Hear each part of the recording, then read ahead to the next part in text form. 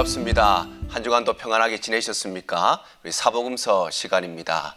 우리 지난주에는 우리 예수님의 1차 갈릴리 사역을 살펴보면서 예수님께서 또 가나에서 또 나사렛에서 사역하시고 다시 사역의 본거지였던 가버나움에 오셔서 제자들을 부르시고 또 안식일에 하셨던 사역까지 우리가 함께 살펴보았습니다. 우리 오늘 이 시간에는 예수님의 갈릴리 전도 여행으로부터 시작하도록 하겠습니다. 예수님께서는 가장 먼저 나병 환자를 고쳐주셨는데요. 우리 마가복음 1장에 이렇게 기록이 되어 있습니다. 한 나병 환자가 예수께 와서 꿇어 엎드려 간구하여 이르되 원하시면 저를 깨끗하게 하실 수 있나이다. 예수께서 불쌍히 여기사 손을 내밀어 그에게 대시며 이르시되 내가 원하노니 깨끗함을 받으라 하시니 곧 나병이 그 사람에게서 떠나고 깨끗하여진지라 말씀합니다. 자, 한 나병 환자가 나옵니다. 우리가 과거에는 이제 문둥병이라고 부르기도 했죠. 지금은 이제 공식 명칭이 한센병이 됐는데 이 나병 환자가 나옵니다. 나병이 가지고 있는 하나의 별칭이 있습니다. 그것은 바로 어미가 자식을 버리는 유일한 병, 이런 별칭을 갖고 있습니다. 이 땅의 모든 어머니들은 자식을 버리는 일이 없습니다. 혹시나 내 새끼한테 눈이 하나 없어도 그 자식을 버리는 엄마는 없습니다. 내 아이가 팔이 하나 없고 다리가 하나가 없어도 아이를 버리는 엄마는 없습니다. 그런데 엄마조차도 자식을 버리게 하는 병, 그것이 바로 나병이었습니다. 그래서 이 나병이라고 하는 것은 유대인들에게 있어서 하늘이 내린 형벌과 같은 그런 일이었습니다. 그래서 이 환자들은 사실 육체가 병든 것도 문제지만 사실은 그의 마음에 엄청난 상처가 있는 사람들이죠. 왜냐하면 자신의 육체적인 질병으로 인해서 가정으로부터 버림받고 형제들로부터 버림받고 자신의 사회와 공동체로부터 버림받을 뿐만 아니라 자신의 부모, 자신의 어머니로부터도 버림을 받아야 했던 병이 바로 나병 환자들이었기 때문에 이들에게는 육체적인 고통도 있었지만 무엇보다도 마음의 고통, 버림받았다고 하는 이 상처, 그것이 이들의 가장 큰 고통이었습니다. 그런데 예수님께서 불쌍히 여기셔서 그에게 손을 내밀어 깨끗함을 받으라 이렇게 말씀하십니다. 예수님께서 여기서 불쌍히 여기셨다고 하는 것은 단순히 마음적으로 심적으로 저 사람 참 불쌍하다 그런 마음을 가졌다는 것이 아니라 여기서 불쌍히 여기셨다는 것은 창자가 끊어지는 아픔을 의미하는 말입니다. 아마도 엄마가 아기를 놓을 때 그 해산의 고통에 비견할 수 있는 창자가 끊어지는 고통이 바로 여기에 말하는 불쌍히 여기시는 마음이었습니다. 그러자 나병이 그 사람에게 떠나고 깨끗하여졌다 이렇게 말씀하십니다. 자, 그런데 이 나병 환자가 예수께 와서 꿇어 엎드려 간구했습니다. 나병 환자들은 사람들과 함께 살아갈 수 없어서 동네 밖으로 격리되어 살아가는 사람이었습니다. 그리고 사람들과는 만날 수가 없고 접촉할 수가 없는 사람이었습니다. 만약에 누군가가 자기에게 온다면 자기가 나병 환자인 것을 알려야 했습니다. 마치 우리가 감기가 들면 그런 때가 있죠. 감기가 들어서 기침을 하고 콧물이 나면 누군가가 오면 가까이 오지 마세요. 저 감기예요. 이렇게 말할 때가 있죠. 그와 마찬가지로 나병 환자들은 평생 누군가가 자기 위에 가까이 올 때에 저는 나병 환자입니다 라는 것을 밝혀야 했던 사람들이 바로 나병 환자였습니다. 그런데 그가 예수께 와서 꿇어 엎드렸습니다. 예수님 주변에는 많은 사람이 있었겠죠. 그런데 그 사람들께 가까이 갈 수 없는 이 나병 환자가 예수님 앞에 꿇어 엎드렸습니다. 이것은 다름 아니라 그가 자신의 생명을 걸고 목숨을 걸고 만약에 사람들 사이에 갔는데 자기가 나병 환자이라는 것을 밝혀지면 사람들에게 돌을 맞아 죽을 수도 있음에도 불구하고 그는 간절한 마음으로 예수님 앞에 목숨을 걸고 꿇어 엎드렸다는 것입니다. 그리고 그는 그때 예수님으로부터 고침을 받는 은혜를 경험하게 되는 것입니다. 자, 그 다음에는 예수님께서 중풍병자를 고치십니다. 아주 유명한 이야기죠. 마가복음 2장에 보면 사람들이 한 중풍병자를 4사람에게 메어 가지고 예수께로 왔는데 무리들 때문에 예수께 데려갈 수 없으므로 그 계신 곳에 지붕을 뜯어 구멍을 내고 중풍병자가 누운 상을 달아내리니 예수께서 그들의 믿음을 보시고 중풍병자에게 이르시되 작은 자야 내 제상을 받았느니라 말씀하십니다. 한 중풍병자가 있었는데 중풍병자였기 때문에 움직일 수가 없었습니다. 그래서 그를 알고 있는 4사람이 그를 메워가지고 사람들이 너무 많아서 예수님이 계신 곳에 갈 수 없으니까 지붕을 뜯어서 구멍을 내어서 그 환자를 달아내립니다. 그리고 예수님께서 그에게 이르시되 내 죄사함을 받았느니라. 그의 영혼뿐만 아니라 그의 육신까지도 고쳐주신 것입니다. 자, 그리고 난 뒤에 예수님께서는 마태를 제자로 부르시는데 마가복음 2장 14절에 이렇게 기록이 되어 있습니다. 또 지나가시다가 알페오의 아들 레위가 세관에 앉아 있는 것을 보시고 그에게 이르시되 나를 따르라 하시니 일어나 따르니라 말씀합니다. 알페오의 아들 레위, 이 사람이 바로 마태입니다. 마가복음을 기록했던 마태입니다. 그에게 나를 따르라 이렇게 예수님께서 말씀하시니까 그가 일어나 따랐다 이렇게 말씀하십니다. 자, 오늘 성경에 보면 세관에 앉아 있는 것을 보셨다 이렇게 말씀하죠. 즉 마태는 세관에서 일하는 세리였습니다. 그가 왜 세리가 되었는지는 정확하지 않습니다. 부모님과 상관없이 자기가 세리라는 직업을 선택한 것인지 아니면은 아버지의 일을 물려받아서 세리가 되었는지 확실하지는 않습니다. 다만 성경이 이 마태라고 하는 레위를 소개하면서 알페오의 아들 레위, 레위라고 하는 이름은 그 당시에 아주 흔한 이름 중에 하나였습니다. 그러니까 알페오의 아들 레위라고 하면 누군가가 특정되는 것이죠. 왜 성경이 이렇게 기록했을까? 아마 제 개인적인 생각에는 이 마태의 아버지였던 알페오도 세리였지 않은가 이런 생각을 합니다. 그래서 세리였던 아버지를 이어받아서 그도 세리가 되었으니 유대인들의 입장에서는 가장 악랄한 집안, 나라를 팔아먹은 그런 집안으로 보여졌던 것입니다. 그 당시에 유대인들에게 있어서 세리는 3대 악의 축 중에 하나였습니다. 그래서 첫 번째는 창기, 두 번째는 도둑, 세 번째는 세리, 이 세 가지의 부류가 유대 사회에서는 없어져야 할 악의 축이라고 유대인들은 생각했습니다. 그런데 이 셋 중에서도 가장 악랄한 사람들이 누구냐? 바로 세리라고 생각했습니다. 그래서 유대인들이 그런 이야기를 합니다. 만약에 길을 가다가 세리와 독사를 동시에 만나면 누구를 먼저 죽여야 하느냐?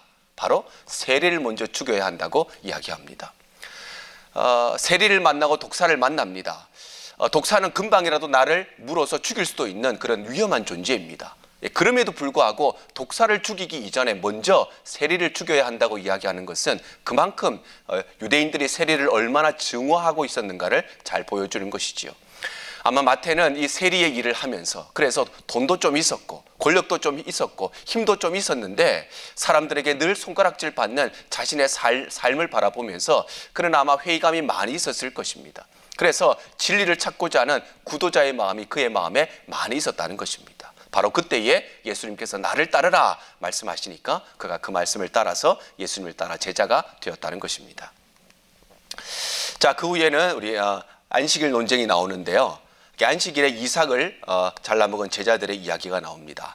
자, 누가복음 6장 1절에 보면 안식일에 일어났던 일인데 예수님의 제자들이 이삭을 잘라서 손으로 비벼서 먹습니다. 아마 배가 고팠던 모양입니다. 안식일이었지만 이삭을 잘라서 손으로 비워 먹으니까 그 모습을 보고 바리새인들이 뭐라고 말하느냐? 어찌하여 안식일에 하지 못할 일을 하느냐? 즉 안식일에 해서는 안 되는 일을 하고 있느냐? 그렇게 말한 것이지요. 그때 예수님께서는 안식일의 주인이 바로 인자다 이렇게 말씀하십니다. 오늘 이야기의 바로 앞쪽에 예수님께서 여러 가지 환자들을 고쳐주시는 이야기가 나오죠. 그리고 그 환자들이 언제 예수님을 찾아왔느냐? 저물어 해가 질 때에 찾아옵니다. 그때 이야기도 안식일에 일어났던 이야기죠. 그들은 예수님을 찾아뵙고 싶었습니다. 그런데 안식일에는 일정 거리 이상 걸어갈 수가 없었기 때문에 안식일이 끝나는 시간, 즉 안식일이 해가 저무는 그때야 안식일의 율법으로부터 벗어나서 예수님께로 쫓아왔던 것입니다. 예수님께서는 아마도 그들을 바라보시면서 그들의 육체적인 질병이 아니라 율법에 얽매여 살아가는 그들의 영혼을 불쌍히 여기셨을 것입니다. 아마도 이 이야기에서도 예수님께서는 이 율법에 얽매여 있던 바리새인들을 불쌍히 여기셨을 것입니다. 그리고 예수님께서는 바로 인자가 안식일의 주인이라고 말씀하시는 것입니다. 자, 그리고는 예수님께서는 손 마른 사람을 고치시는 사건이 성경에 기록되어 있는데 마태복음 12장에 기록되어 있습니다. 한쪽 손 마른 사람이 있었는데 사람들이 예수를 고발하려 물어 이르되 안식일에 병 고치는 것이 옳으니까 이에 그 사람에게 이르시되 손을 내밀라 하시니 그가 내밀매 다른 손과 같이 회복되어 성하더라. 자, 한쪽 손 마른 사람이 있었다 이렇게 성경에 기록합니다. 여기서 손 말랐다고 하는 것은 어떤 후천적인 사고에 의해서 손을 다쳤다는 것이 아니라 이 사람은 선천적으로 손에 장애를 가지고 태어난 사람이라는 것을 의미합니다. 마태복음에는 그냥 한쪽 손 많은 사람, 그러니까 오른손인지 왼손인지 알 수 없이 한쪽 손 많은 사람이라고 기록하고 있지만 다른 사복음서에 보면 이 사람이 오른손에 장애를 가진 사람이라고 표현하고 있습니다. 우리 한국 사회에서 예전에 지금은 많이 바뀌었습니다만은 예전에는 왼손잡이가 있었죠. 그래서 왼손으로 밥을 먹고 왼손으로 글씨를 쓰면 어른들이 야단을 쳤습니다. 그래서 오른손으로 밥을 먹게 하고 오른손으로 글씨를 쓰게 했습니다. 그래서 왼손잡이로 태어난 사람은 정말 노력하고 수고해서 왼손잡이인 자신을 오른손으로 바꾸어야 했습니다. 그런데 2000년 전에 유대 사회에서 왼손잡이는 단순히 오른손잡이가 아닌 왼손잡이가 아니라 왼손을 쓰는 왼손잡이들은 장애인으로 구분해서 생각했습니다. 왼손을 사용하는 것은 장애인이라고 생각하는 것이 유대인의 사고 방식이었습니다. 그래서 무슨 수가 있어도 왼손을 쓰는 장애를 가지고 있었다고 생각하기 때문에 무슨 노력을 해서도 오른손잡이로 바꾸는 것이 유대인들의 문화였습니다. 그런데 이 사람은 태어나면서부터 그만 오른손에 장애를 가지고 있는 사람이었습니다. 만약에 왼손잡이로 태어났다면 어떤 수고와 어떤 노력을 해서라도 오른손잡이로 바꿀 수 있는데 이 사람은 오른손에 장애를 가지고 태어난 사람. 그러니까 이 사람은 노력할 수 있는 특권조차 부여받지 못한 그런 사람이었다는 것입니다. 그러니 이 사람의 삶을 한번 생각해 보십시오. 모든 사람들이 오른손으로 다 밥을 먹는데 자기는 왼손으로 밥을 먹어야 합니다. 학교에 갔는데 친구들은 다 오른손으로 글씨를 쓰는데 자기 혼자만 왼손으로 글씨를 써야 합니다. 이 사람의 삶이 어떠했을까요? 아마 그는 친구도 없었고 만나는 사람도 없었고 이 병든 손, 이 오른손은 언제나 사람들이 보이지 않도록, 사람들 눈에 띄지 않도록 어쩌면 장갑을 끼든지 어쩌면 주머니에 손을 넣든지 늘 숨겨가면서 살았을 것입니다. 그런데 그를 향해서 예수님께서 손을 내밀라 이렇게 말씀하십니다. 그리고 그가 내밀매 다른 손과 같이 회복되어 성하여졌다 이렇게 말씀하시는 것입니다.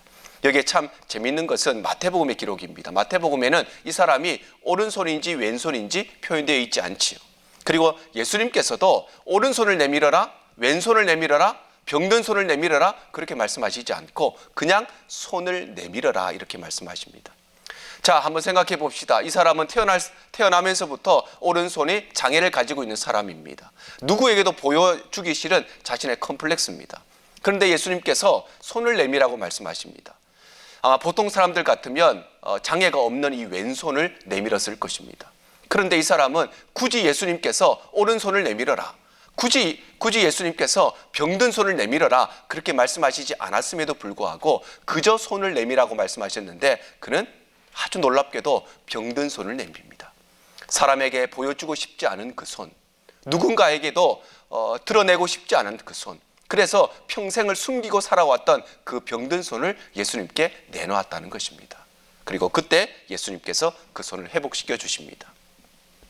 예수님께서는 인격적인 분이시죠. 우리의 아픔을 아시고 우리의 상처를 아시고 우리의 컴플렉스를 아십니다. 그런데 예수님께서는 우리를 인격적으로 대하시고 바로 우리가 그것을 주님 앞에 내어놓을 때까지 기다리시는 분이십니다. 예수님께서는 그에게도 동일하게 그를 인격적으로 대하시고 너의 병든 손, 그 숨기고 살아가는 그 손 내밀어 봐라 그렇게 말씀하시지 아니하시고 내 손을 내밀라 말씀하실 때 그가 믿음으로 병든 손을 내밀었고 그는 고침을 받았던 것입니다.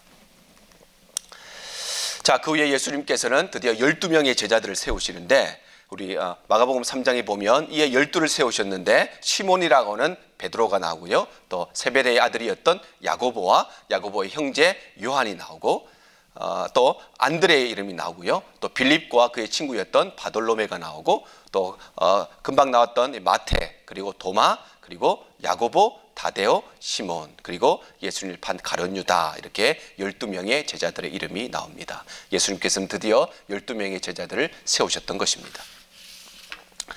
자, 그리고는 예수님께서는 산상수훈을 가르치십니다.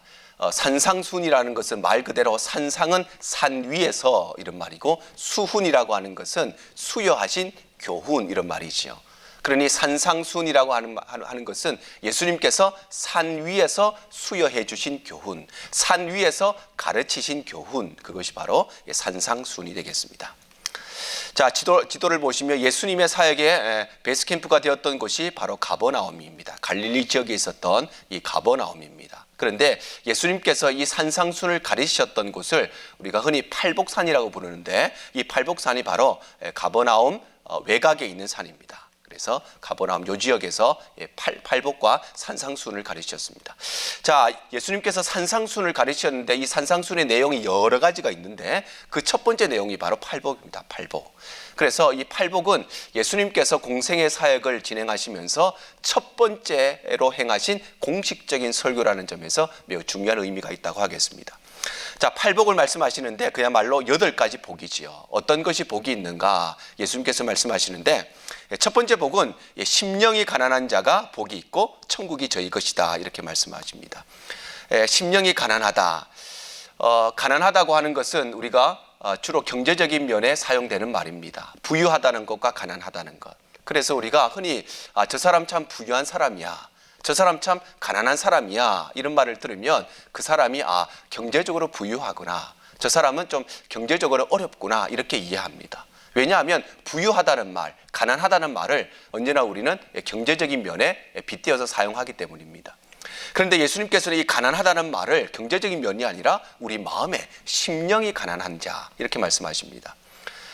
부유하다는 것을 한마디로 말하면 무엇인가 기댈 것이 많고 무엇인가 내가 붙잡을 수 있는 것이 많다는 것을 말합니다. 돈이 많은 사람, 그 사람은 무슨 일이 생기면 그 돈을 가지고 그 문제를 해결할 수 있습니다.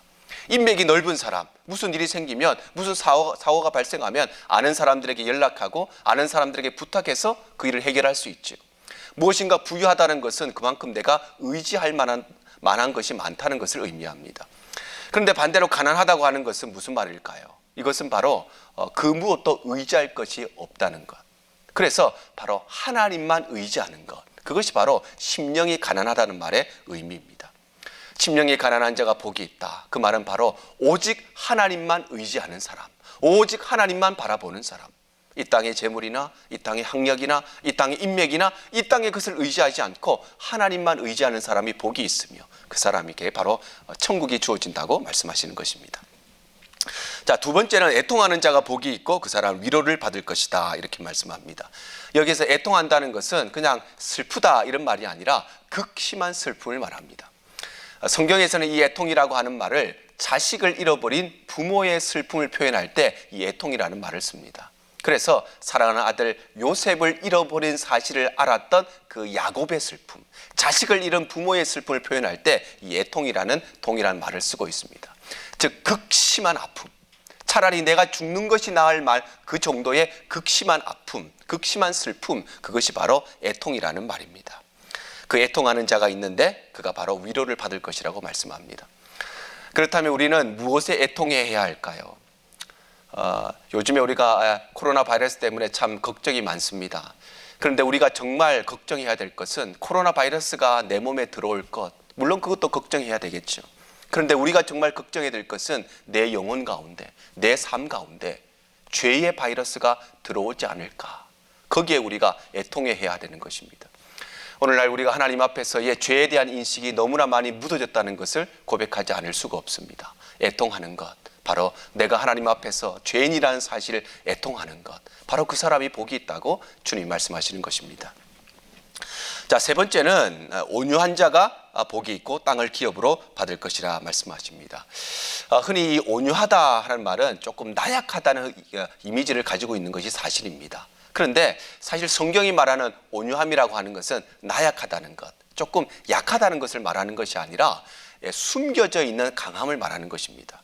마치 예쁜 칼집이 있습니다. 아주 예쁩니다. 예쁜 그림이 그려져 있고 예쁜 무늬가 그려져 있습니다. 그런데 그 칼집은 그렇게 예쁜데 그 칼집 속에는 날이 시퍼렇게 서 있는 날카로운 칼이 숨겨져 있는 것이죠.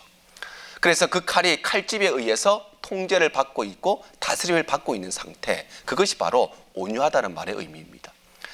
우리 안에는 분노도 있고 우리 안에는 혈기도 있습니다. 우리 안에는 여러 가지 부정적인 능력도 있고 긍정적인 능력들도 있습니다. 그런데 그것이 하나님께 지배받는 상태, 마치 서슬프런 날을 가지고 있는 그 칼이 예쁜 칼집 속에 숨겨져 있어서 그 칼집의 통제를 받는 것처럼 우리의 모든 에너지가 하나님에 의해서 다스림을 받고 통제받는 것, 그것이 바로 온유의 의미입니다. 그래서 온유한 자가 복이 있다고 말씀하시는 것입니다.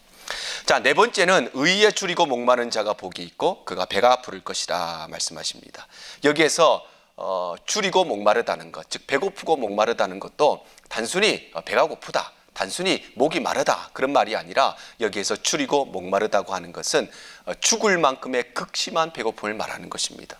목마름이라고 하는 것은 단순히 목마르다는 것이 아니라 이 혓바닥이 입천정에 들러붙을 정도의 극심한 목마름, 그것이 여기에서 말하는 줄이고 목마르다 하는 말의 의미입니다. 우리에게 목마름이 있을 때에 우리의 삶에는 발전이 있고 변화가 있습니다. 우리가 일제 36년에 어려움을 겪었지만 우리 조상들이 가지고 있었던 독립에 대한 목마름이 있었기 때문에 우리나라는 그 독립을 취할 수 있었죠. 우리나라가 민주화될 수 있었던 것, 민주화에 대한 목마름이 있었기 때문에 그 일이 가능했다는 것입니다. 그런데 우리는 무엇에 목말라 해야 하는가? 우리는 무엇에 굶주려 해야 되는가? 바로 예수님의 의에 목말라 하고 굶주려 해야 한다고 예수님 말씀하십니다. 바로 그 사람이 복이 있다고 말씀하시는 것입니다. 자, 긍휼히 여기는 자는 복이 있고 긍휼히 여김을 받을 것이라 말씀합니다. 긍휼이라고 하는 것은 마음으로 불쌍히 여김을 받을 뿐만 아니라 그 사람을 내가 실제적으로 도와주는 것까지 긍휼에 포함됩니다. 하나님이 우리를 긍휼히 여기신다, 그 말은 하나님을 떠난 죄인이 된 우리를 불쌍히 바라보신다, 그런 의미만을 가지고 있지 않습니다. 하나님이 우리를 긍휼히 여기신다는 것은 마음으로 불쌍히 여기실 뿐만 아니라 우리를 불쌍히 여기신 그 불쌍함으로 인하여서 하나님께서는 실행에 옮기신다는 것입니다. 즉 하나님께서는 하나님을 떠난 죄인인 우리를 구원하시기 위해서 예수 그리스도를 이 땅에 보내어 주시는 실천적인 긍휼이 그 안에 포함되어 있는 것이죠. 만약에 인간이 하나님을 떠난 이후에 하나님께서 사람을 바라보시면서 안타까운 마음만 갖고 계셨다면 우리 인간은 결코 구원받을 수가 없게 되겠지요. 그런데 하나님께서는 우리를 안타까워하시고 불쌍히 여기시는 마음뿐만 아니라 우리를 위해서 예수님을 보내어 주시는 실천적인 긍휼이 있었기 때문에 우리는 구원받을 수 있었던 것입니다. 여기에서 말하는 바로 긍휼이 그런 의미입니다. 성경에 선한 사마리아인의 비유가 있죠. 사고를 당한 사람이 있습니다. 강도 만난 사람이 있습니다. 제사장이 지나가고 레위인이 지나갔습니다. 그들이 그 사람을 바라보고 어떤 생각을 했을까요? 아마도 불쌍하다 그 마음을 가졌을 것입니다. 그들도 사람인데 어떻게 강도를 만나서 피를 흘리고 있는 사람을 보면서 불쌍하게 여기지 않았겠습니까? 불쌍하게 여겼을 것입니다. 그런데 그들은 마음으로는 불쌍히 여겼지만 실제적으로 그를 도와주지는 않았지요. 그랬기 때문에 그들에게는 긍휼이 없었던 것입니다. 그런데 사마리아 사람은 그를 불쌍히 여길 뿐만 아니라 그를 실천적으로 도와주었던 것입니다. 그래서 예수님께서는 그를 긍휼의 사람으로 말씀하고 계십니다. 그래서 긍휼이라고 하는 것은 바로 마음으로 불쌍히 여길 뿐만 아니라 실천적인 도움을 주는 것, 바로 그것이 긍휼의 의미입니다. 자, 여섯 번째는 마음이 청결한 자는 복이 있고 그가 하나님을 볼 것이라 말씀합니다. 청결하다는 것은 깨끗하다는 것이지요. 그런데 우리가 방이 깨끗하다, 그것은 방을 청소를 잘해서 깨끗하다, 청결하다 그런 의미를 가질 수 있지만 마음이 청결하다는 것은 어떤 의미를 가질까요? 마음이 청결하다는 것은 우리의 마음이 두 가지, 세 가지로 나누이지 아니하고 온전한 마음, 한 가지의 마음을 가지는 것, 그것이 바로 마음이 청결하다는 것입니다. 남자와 여자가 사랑합니다. 어떤 남자가 사랑하는데 한 여자만을 온전한 마음으로 사랑하는 것이 마음이 나누이지 않는 것이죠. 그런데 이 여자도 사랑하고 저 여자도 사랑하는 것, 마음이 나누어져 있다는 것은 청결하지 못하다는 것을 말하지요. 마음이 청결하다고 하는 것은 바로 하나님만을 온전히 섬긴다는 것을 말합니다. 이스라엘 백성들이 우리가 언제 하나님을 버렸습니까? 이런 말을 합니다. 맞습니다. 그들은 하나님을 버린 적이 없습니다. 그런데 그들은 한편으로는 하나님을 섬기면서 한편으로는 우상을 섬기는, 소위 양다리를 걸치고 있었던 것입니다. 그들의 마음이 이미 나누어져 있었다는 것이죠. 성경은 그것을 우상 숭배라고 말씀하시는 것입니다. 우리도 마찬가지입니다. 이 시대에 살아가면서 우리가 하나님을 섬긴다고 하지만 나도 모르게 내가 섬기는 무엇인가가 있습니다. 하나님을 섬기면서 돈을 섬길 때도 있고, 하나님을 섬기면서 내가 가진 사회적 지위를 섬길 때도 있고, 하나님을 섬기면서도 내가 무언가 의지하고 있는 다른 우상을 숭배하고 있을 수 있습니다. 그것이 바로 마음이 나누인 것이고 그것이 바로 청결하지 못한 것입니다. 마음이 청결하다는 것은 오직 하나님께만 마음을 두는 것, 그것이 바로 청결의 의미입니다. 자, 7번째는 화평케 하는 자는 복이 있고 하나님의 아들이라 일컬어질 것이다, 이렇게 말합니다. 화평이라고 하는 것은 갈등의 요소가 없는 상태를 말하는 것이 아니라 그 갈등의 상태가 해결된 상태를 말하는 것입니다. 가정에 갈등의 요소가 없는 가정은 없습니다. 부부싸움 하지 않는 그런 부부는 세상에 없습니다. 그런데 가정에 평화가 있다고 하는 것은 남편과 아내 사이에 싸울 일이 전혀 없는 상태를 말하는 것이 아니라 싸울 거리가 있음에도 불구하고, 갈등의 요소가 있음에도 불구하고 그 갈등의 요소가 해결된 상태, 그것이 바로 화평의 의미입니다. 교회도 마찬가지고 나라도 마찬가지입니다. 다툼할 만한 여지가 없는 것이 아니라 그것이 있음에도 불구하고 그것이 화평하다고 하는 것은 그것이 해결된 상태를 말하는 것입니다. 그래서 화평케 하는 자는 복이 있고 하나님의 아들이라 일컬어질 것이라 말씀하십니다. 우리에게 주어진 직분이 바로 화평의 직분입니다.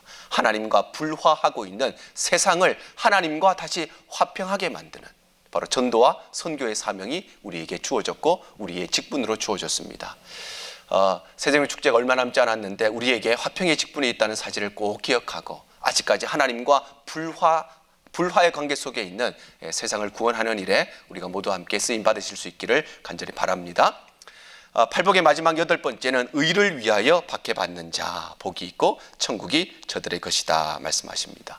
여기서 박해라고 하는 것은 아주 집요한 괴롭힘을 말합니다. 이것은 육체적인 괴로움뿐만 아니라 정신적인 괴로움, 영적인 괴로움까지 모두 다 포함되는 것이 바로 박해의 의미입니다.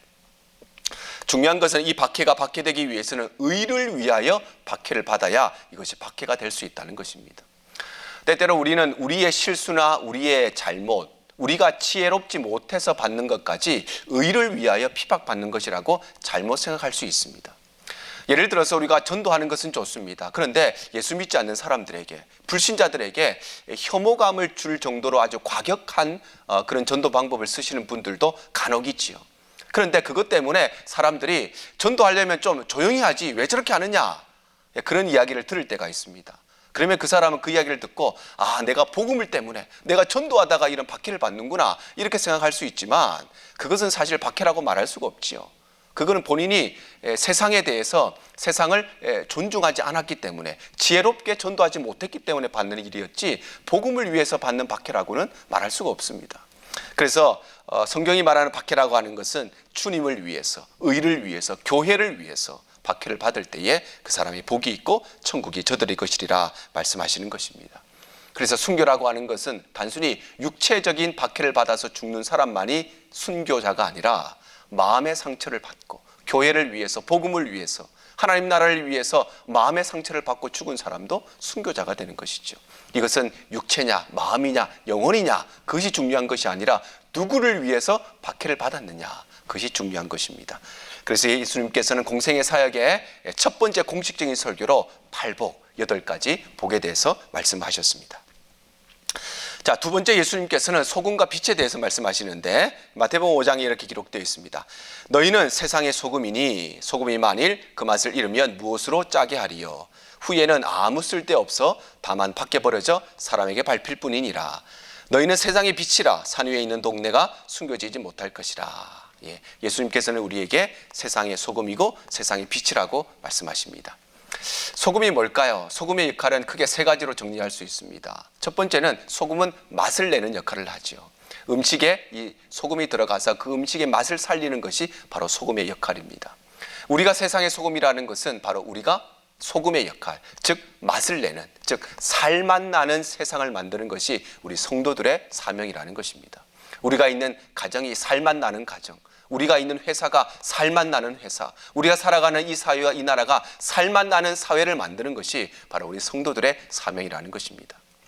이 소금의 두 번째 역할은 부패를 방지하는 것이지요. 그래서 우리가 생선에다가 소금을 뿌립니다. 왜요? 썩지 않게 만들기 위해서. 우리가 소금이라고 하는 것은 세상을 썩지 않게 만드는 것, 그것이 바로 우리의 사명이라는 것입니다. 소금의 세 번째 역할은 살균하고 소독하는 것이지요.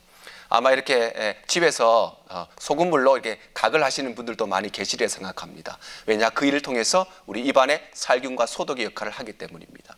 우리가 세상의 소금이라는 것이 이런 것입니다. 우리가 가끔 그런 말을 하지요. 세상의 사건과 사고를 접할 때마다 참 세상이 많이 썩었다. 그런데 왜 세상이 자꾸만 썩어져 갈까요? 물론 주님 오실 때가 얼마 남지 않아서 그렇지요. 그런데 더 중요한 우리의 사명은, 주님 오실 날은 우리가 알 수 없고 우리에게 주어진 사명은 무엇이냐? 세상을 썩지 않게 만들어야 될 우리 그리스도인들이 그 역할을 올바로 하지 못했기 때문에 세상은 점점점 썩어가는 것입니다. 우리가 이 말씀을 들으면서 과연 내가 소금으로서 세상을 썩지 않게 만드는 사명을 다하고 있는가? 우리의 삶을 돌아봐야 할 것입니다.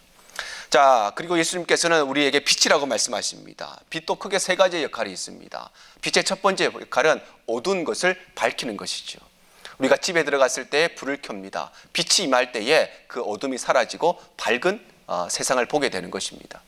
세상이 점점 어두워져 갑니다. 왜 어두워져 갈까요? 우리 그리스도인들이 빛인데 빛이 빛의 역할을 감당하지 못하기 때문에 세상은 어두워져 가는 것입니다. 우리의 사명을 일구어야 합니다. 빛의 두 번째 역할은 숨겨진 것을 드러내는 것, 그것이 바로 빛의 역할입니다. 우리가 해야 되는 이 성도로서의 빛의 역할은 그것입니다. 세상이 얼마나 악한 가운데 있는 것인지, 세상이 하나님을 떠난 죄악 가운데 있다는 것을 드러내는 역할을 우리 성도들이 해야 되는 것입니다. 뿐만 아니라 빛은 방향을 제시하지요. 그래서 바다의 풍랑과 싸우는 배들이 등대의 빛을 보고 방향을 찾는 것입니다.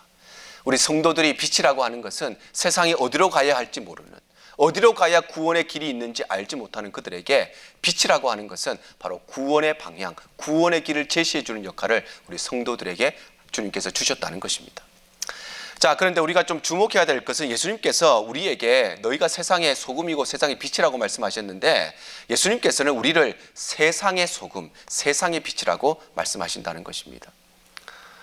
오늘날의 많은 성도들이 교회의 소금으로서는 아주 잘합니다. 교회의 빛으로서는 사명을 충실하게 감당합니다. 그런데 예수님께서는 우리에게 너희는 교회의 빛이다, 교회의 소금이다, 그렇게 말씀하시지 않고 세상의 소금이고 세상의 빛이라고 말씀하신다는 것입니다. 우리는 교회 안에 묶여있는 사람들이 아니라 우리의 삶의 현장, 세상으로 나아가서 그곳에서 소금과 빛의 역할을 감당해야 되는 사명을 받았다는 것입니다. 자, 한 가지 더 중요한 것은 여기에서 너희는 이런 말입니다. 너희는 세상의 소금, 너희는 세상의 빛, 이런 말을 하시는데, 우리 한글 성경에는 너희는 이런 말로 나와 있지만 원어 성경에는 이 너희는 이라는 말은 너희들만이 이런 의미를 가지고 있습니다.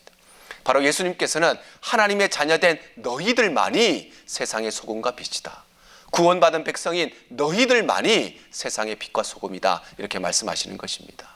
우리가 바로 빛이고 우리가 바로 소금입니다. 세상을 어둡지 않게 만드는 빛이고 세상을 썩지 않게 만드는 소금이라는 사실을 기억하시고 우리에게 맡겨진 사명을 잘 감당하시기를 바랍니다. 자, 세 번째로 예수님께서는 본인이 율법의 완성자라고 말씀하시는데요.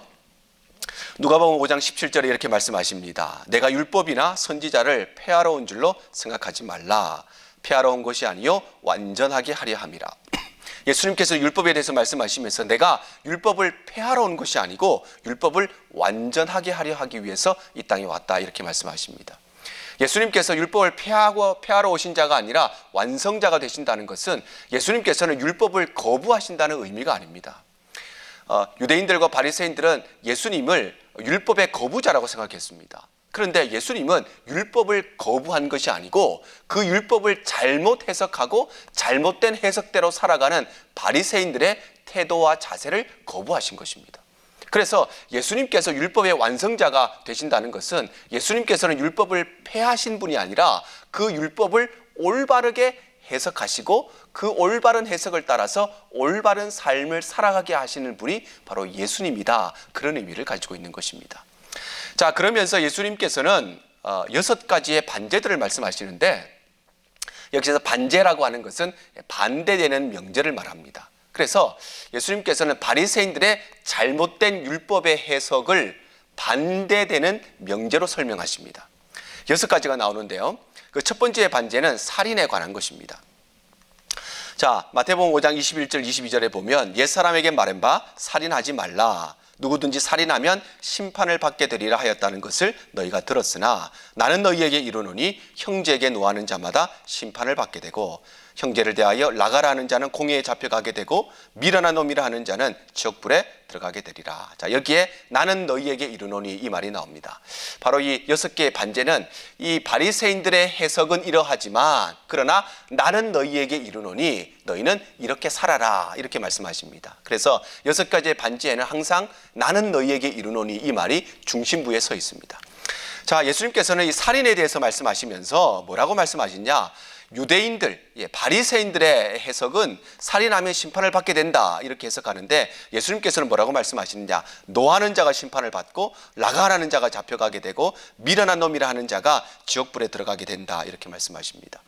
자, 바리새인들과 예수님의 관점의 차이는 뭐냐? 바리새인들은 죄의 결과에 집중했습니다.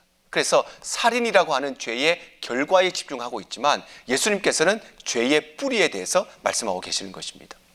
죄의 뿌리가 살인이라고 하는 죄의 열매가 맺기 위해서는 어떤 죄의 뿌리가 있느냐? 바로 분노가 있고 미움이 있다는 것입니다. 그래서 이것을 먼저 제거하는 것이 율법을 올바르게 해석하는 것임을 말씀하는 것입니다. 우리가 말씀을 묵상하지요. 묵상합니다. 그런데 이 묵상의 힘은 어디에 있느냐 하면은 묵상을 통해서 지혜가 생기고 방법이 생깁니다. 내가 하나님을 사랑해야 되겠다. 이 말씀을 묵상합니다. 그 말씀을 묵상하게 되면 내가 어떻게 하나님을 사랑해야 되는지 지혜들이 생겨나게 되고 방법들이 깨닫게 됩니다. 반대로 사람을 미워하는 마음이 내 마음속에 있습니다. 그런데 그 미움이 미워하고 그 미움을 묵상하게 되면 우리에게 어떻게 되느냐? 그 미움을 실천할 수 있는 지혜들이 생겨나게 됩니다. 그래서 마음으로 미워하던 그 미움의 죄의 뿌리가 그 미움을 실천할 수 있는, 즉 극심하게는 살인에까지 이를 수 있는, 이것을 실천할 수 있는 방법들이 생겨나게 된다는 것입니다. 바리새인들은 단순히 죄의 결과에 집중했지만 예수님께서는 죄의 뿌리에 대해서 지적하시면서 이 죄의 뿌리를 제거해야 된다고 말씀하시는 것입니다. 자, 두 번째 예수님께서는 간음에 대해서 말씀하시는데 나는 너희에게 이르노니 이 말씀이 항상 이 반제의 중심에 있습니다. 자, 간음에 대해서 말씀하시면서 예수님께서는 음욕을 품는 모든 자가 간음한 자다 이렇게 말씀하십니다. 이 말씀도 바리새인의 관점은 소극적인 관점입니다. 그래서 간음한 그 결과만 바라보고 있지만 예수님께서는 조금 더 적극적으로 능동적으로 바라보십니다. 그래서 음욕이라고 하는 죄의 뿌리를 바라보시고 음욕이라고 하는 죄의 동기를 제거해야 된다고 말씀하시는 것입니다. 그래서 이 바리새인들과 유대인들과 예수님의 관점의 차이는 겉모습만 바라보느냐 아니면 우리의 내면의 부분을 바라보느냐 하는 것입니다. 우리의 모든 죄악들은 내면으로부터 시작됩니다. 그래서 누군가를 미워하는 마음, 누군가에 대한 분노의 마음이 결국은 살인이라고 하는 죄의 결과로 나오게 되는 것이지요. 예수님께서는 바로 이 부분을 지적하시면서 죄의 뿌리, 죄의 동기, 죄의 원인들을 제거해야 된다 그렇게 말씀하시는 것입니다. 자, 세 번째는 이혼에 대해서 말씀하시는데 마태복음 5장 31절 32절입니다. 자, 여기에서도 나는 너희에게 이르노니 예수님의 반제가 포함되어 있습니다.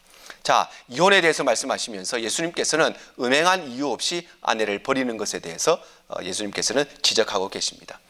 유대인들은 어떻게 하면 이 율법을 통해서 이혼의 정의를 발견해낼 수 있을까? 어떻게 하면 이혼을 할 수 있을까? 그런 시각으로 바라보았습니다. 근데 예수님의 시각은 전혀 다릅니다. 예수님의 시각은 어떻게 하면 이혼을 안 할 수 있을까? 그 관점으로 바라보았다는 것입니다. 그래서 유대인들은 정죄의 법으로 바라보았고 예수님께서는 사랑의 법으로 바라보았습니다. 그래서 이들은 간음이라는 죄에 대해서 이혼이라고 하는 죄에 대해서 말씀하시지만 예수님께서는 음행한 이유 없이 아내를 버리면 그것이 바로 간음이고 그것이 바로 이혼이라고 말씀하시는 것입니다. 자, 네 번째는 맹세에 대해서 말씀하시는데요. 마태복음 5장 33절 34절 이렇게 말씀하십니다. 자, 여기에서도 나는 너희에게 이르노니 예수님의 반제가 기록되어 있죠. 자, 맹세에 대해서 말씀하시면서 예수님께서는 도무지 맹세하지 말라 이렇게 말씀하십니다. 바리새인의 관점은 굉장히 부정적인 관점이었습니다. 그런데 예수님의 관점은 굉장히 내면적인 것을 말씀하고 있는 것입니다. 예수님께서 맹세를 하지 말라고 하는 것은 그야말로 맹세하지 마라, 약속하지 마라 그런 것을 의미하지 않습니다. 예수님이 맹세하지 말라고 하는 것은 자신의 체면을 드러내기 위해서 하는 맹세들, 사람들에게 보이기 위해서 하는 맹세들, 즉 외식적인 맹세들에 대해서 지적하고 계신다는 것입니다. 바리새인들은 자신의 체면을 위해서 지키지도 못할 맹세들을 많이 했다는 것입니다. 거기에 비해서 예수님께서는 자신을 드러내기 위해서, 자신이 칭찬받기 위해서 하는 모든 맹세들을 금지하고 계시다는 것입니다. 자, 다섯 번째는 복수에 대해서 예수님께서 말씀하시는데요. 마태복음 5장 38절, 39절에 말씀하십니다. 자, 여기서도 나는 너희에게 이르노니 예수님의 반제가 있는데 눈은 눈으로 갚고 이는 이로 갚으라. 이것이 바로 율법이었죠. 그러나 예수님께서는 뭐라고 말씀하시느냐? 오른쪽 뺨을 치거든 왼편도 돌려대라. 이렇게 말씀하십니다. 자, 유대인들은 이 율법을 어떻게 바라보았느냐? 복수의 법으로 바라보았다는 것입니다. 그래서 누군가가 내 이빨 하나를 부러뜨립니다. 그러면 나도 그 복수로 상대방의 이빨 하나를 부러뜨리는 것입니다. 누군가가 내 팔을 부러뜨립니다. 그러면 나도 똑같은 복수의 법으로 그 사람의 팔을 부러뜨리는 것. 이것이 바로 유대인들이 바라보는 율법의 관점이었습니다. 그런데 예수님께서는 오른뺨을 치거든 왼뺨도 돌려대라 이렇게 말씀하시죠. 이 말은 복수의 법은 끊임없이 악순환될 수밖에 없지요. 누군가가 내 팔을 부러뜨립니다. 그러면 나도 그 사람의 팔을 부러뜨립니다. 그러면 그 사람도 또 복수의 법을 가지고 내 팔을 부러뜨리고, 그러면 나도 또 복수하게 되는 이 복수의 악순환이 벌어지게 되는 것이지요. 그런데 예수님께서는 오른뺨을 치거든 왼편도 돌려대라 말씀하시면서 선순환을 말씀하시는 것입니다. 이 율법은 바로 복수의 법을 말하는 것이 아니라 이 법은 어떠한 일이 발생하기 이전에 방지하기 위한 법을 말하는 것입니다. 그래서 이 법은 누군가가 나에게 이렇게 하면 너도 똑같이 그렇게 복수해라. 이것이 주님이 말씀하신 하나님의 율법을 주신 목적이 아니라 혹시라도 내가 누군가에게 범죄하면 나도 그 일을 똑같이 당해야 하기 때문에, 그래서 상대방에게 범죄를 하지 말고 서로 화평하고 서로 가까이 서로 존중하며 살라고 하는 방지의 법을 말씀하시는 것입니다. 그런데 바리새인들은 이 율법을 잘못 해석해서, 즉 복수의 법으로 해석하고 있다는 것입니다. 그래서 예수님께서는 바리새인들의 율법 해석을 거부하고 올바른 율법의 해석을 통해서 예수님께서는 율법의 완성자가 되셨다는 것입니다. 자, 반제의 마지막 여섯 번째는 원수 사랑에 관한 말씀입니다. 마태복음 5장 43절 44절, 또 내 이웃을 사랑하고 내 원수를 미워하였다는 것을 너희가 들었으나 나는 너희에게 이르노니 너희 원수를 사랑하며 너희를 박해하는 자를 위하여 기도하라 말씀하십니다. 자, 내 이웃을 사랑하고, 그런데 예수님께서는 원수까지 사랑하고 박해하는 자를 위하여 기도하라 말씀하십니다. 바리새인들은 이웃을 사랑하라는 이 말을 두 가지로 해석합니다. 첫 번째는 이웃은 그야말로 나와 함께 살아가는 사람들이 이웃이고, 두 번째 이웃은 같은 유대인들이 이웃입니다. 그래서 하나님이 우리에게 이웃을 사랑하라고 말씀하신 것은 유대인들을 사랑하라 그런 말씀이기 때문에 그들은 유대인들만 사랑하고 이방인들을 미워했습니다. 이방인들을 미워한 정도가 아니라 이방인들을 사람 취급도 하지 않았던 것이죠. 그런데 예수님께서는 원수까지 사랑하고 박해하는 자까지 사랑해라 이렇게 말씀하십니다. 바로 원수가 누굴까요? 원수는 나한테 잘못한 그런 사람이 유대인들에게 원수가 아니라 유대인들에게 원수는 모든 이방인들이 그들에게 원수였습니다. 예수님께서는 바로 이방인들까지 사랑하는 것, 원수까지 사랑하는 것, 나를 박해하는 자까지 사랑하는 것, 이것이 바로 하나님이 우리에게 주신 이 율법, 이웃을 사랑하는 이 율법을 실천하는 길이라고 말씀하시는 것입니다.